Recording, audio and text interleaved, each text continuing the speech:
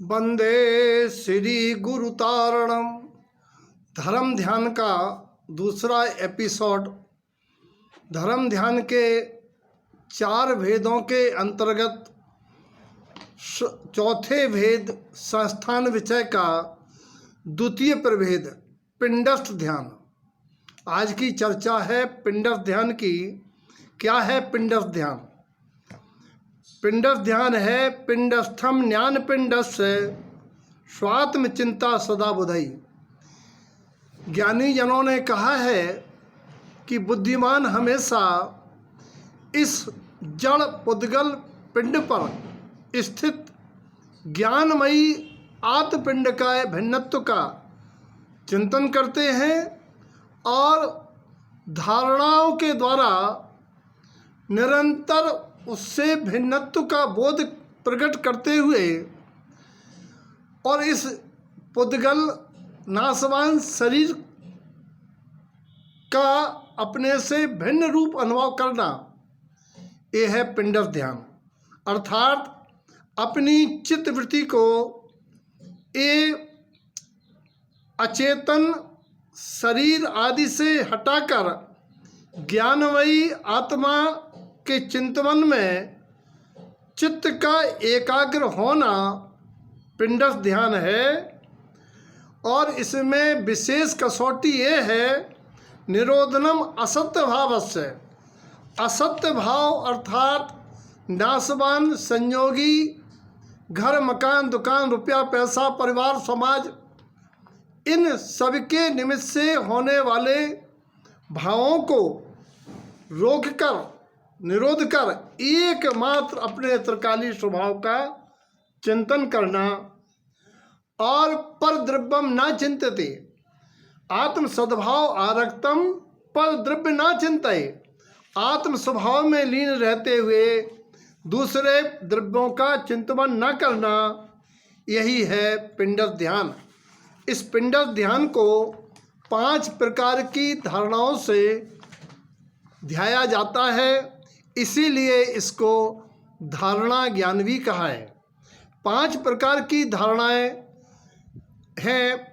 पार्थिवी अर्थात पृथ्वी धारणा, आग्नेय धारणा यानी अग्नि धारणा, मारुति धारणा यानी वायु धारणा, और जल धारणा एवं तत्रूपवती धारणा।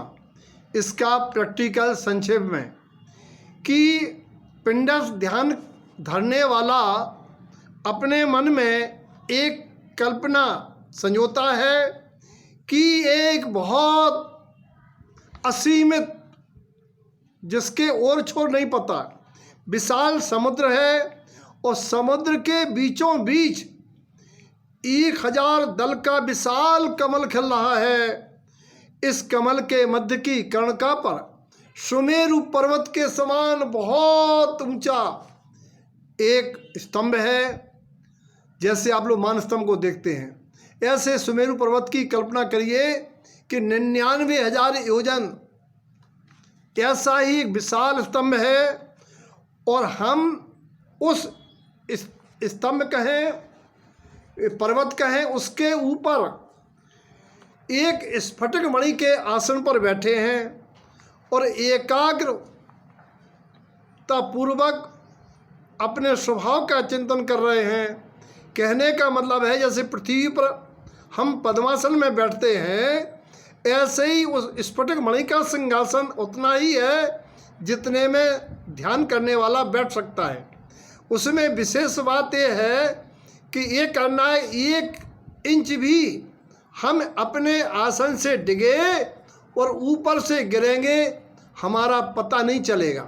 अर्थात बिल्कुल अडग अडोल स्थिर एकाग्र बैठना है। ये है पार्थिवी धारणा। आग्नेय धारणा में क्या करते हैं? अब वहीं बैठे बैठे उस कमल पर बैठे हुए चिंतन कर रहे हैं कि मेरे नाभि कमल पर, नाभि में एक कमल है जो 16 पंखुड़ियों वाला सीधा कमल है और एक एक पंखुड़ी पर क्रम से 16 स्वरों को स्थापित किया है। आ आ ई ई उ र र लर लल्ली ए आए ओ आओ अंगहा। और उनको स्थापित करके बीच की कर्णिका पर रह स्थापित करना है, जो अग्नि का वाचक है। और हृदय स्थल में एक 8 पंखुड़ी का उल्टा कमल, जिसकी 8 पंखुड़ी पर 8 4 आघातिया कर्मों को लिखना है। ज्ञानावरण, दर्शनावरण, मोहिनी, वेदिनी, आयु, नाम, गोत्र। और अब देख रहे हैं कि रह की रेप से एक धुआं निकल रहा है और धीमे धीमे अग्नि प्रज्वलित हो रही है, और धीमे धीमे वो अग्नि त्रिकोण होकर के, त्रिभुजाकार होकर के पहले तो घातिया कर्मों को जला रही है, अघातिया कर्मों को जला रही है।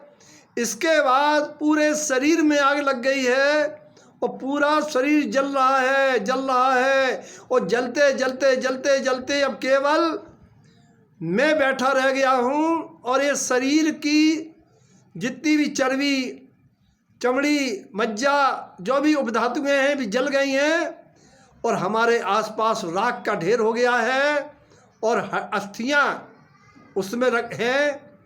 ये है आग्नेय धारणा। अब देखते हैं कि बहुत जोर जोर से तेज हवा आने वाली है।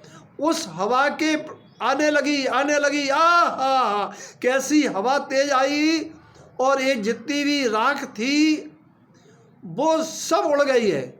केवल मैं बिना शरीर का, और आसपास अस्थियां बिखरी पड़ी हैं मात्र। अब हम देख रहे हैं आकाश में काले काले बादल आ रहे हैं। अरे ये पक्षी मंडरा रहे हैं, ये पक्षी संकेत कर रहे हैं कि बहुत तेज पानी आने, और अरे आ गया, बूंदें पड़ने लगी। अरे तेज बूंदें, इतना तेज धुआंधार मूसलाधार वर्षा हो रही है। अरे वो जहाँ जिस समुद्र में बैठे थे उसका जल स्तर बढ़ने लगा, और बढ़ते बढ़ते बढ़ते बढ़ते पानी बढ़ते बढ़ते उस मेरुवत पर्वत के ऊपर तक आ गया, और मैं पुरुषाकार बैठा हूँ, और मेरे गुप्त कमल तक वो हिलोरें आ रही हैं। उन हिलोरों में अस्थियां बह गई हैं। अब क्या बचा? केवल मैं एक तांबे की प्लेट में पुरुषाकार कटा हुआ, ऐसे आकाश के प्रदेशों वाला मैं सिद्ध परमात्मा के समान एकमात्र ज्ञान रूप पुरुषाकृति आकृति में बचा हूँ। यही तत्रूप अवस्था मेरी है, इसी को अशरीरी आत्मा कहते हैं। तो यहाँ जल के निमित्त से होने वाली जल धारणा, और ये थी तत्रूपवती धारणा। इन धारणाओं में चिंतन करते हुए प्राणी पिंड ध्यान करता है। पिंड पीड़, इससे शरीर में होने वाली पीड़ा का एहसास नहीं होता है, और एक दशा होती है कि हिरण भी खाज खुजा जाए देह से, तो एहसास नहीं होता है। ये था पिंडस्थ ध्यान। सबके जीवन में ऐसी साधना चले। मंगल भावना सहित। जय तारण।